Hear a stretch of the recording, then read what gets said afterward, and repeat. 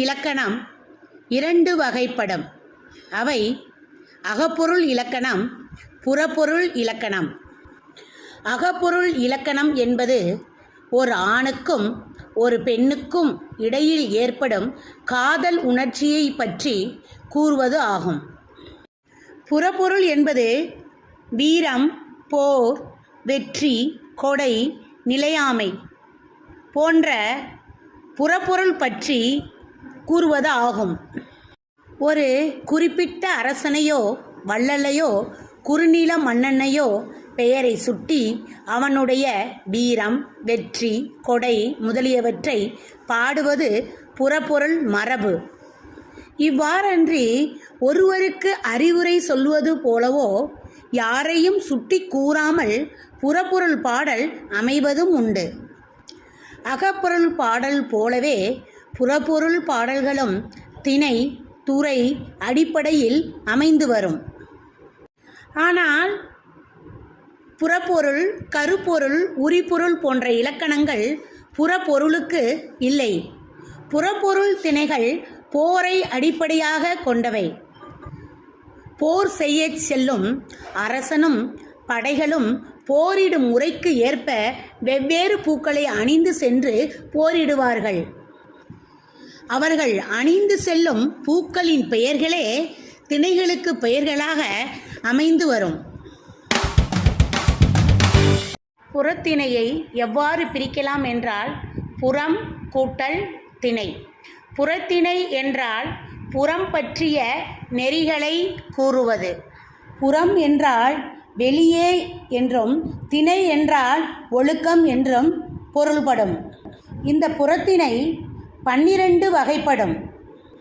1 வெட்சித்திணை, 2 கரந்தைத்திணை, 3 வஞ்சித்திணை, 4 காஞ்சித்திணை, 5 நொச்சித்திணை, 6 உளிங்கைத்திணை, 7 தும்பைத்திணை, 8 வாகைத்திணை, 9 பாடான் திணை, 10 பொதுவியல் திணை, 11 கைக்கிளை திணை, 12 பெருந்திணை என்பதாகும்.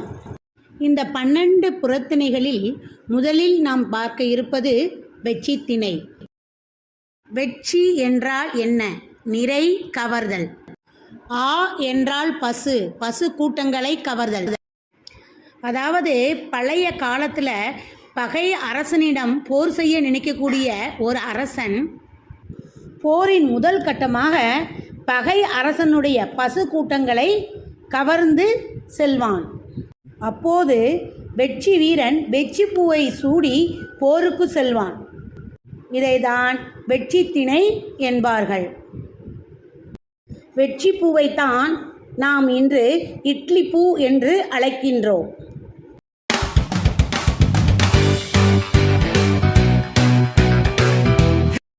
அடுத்து நாம் பார்க்க இருக்கும் திணை கரந்தை திணை. வெட்சித்திணைக்கு எதிர்த்திணைதான் இந்த கரந்தை திணை. கரந்தை திணை என்றால் நிறை மீட்டல்.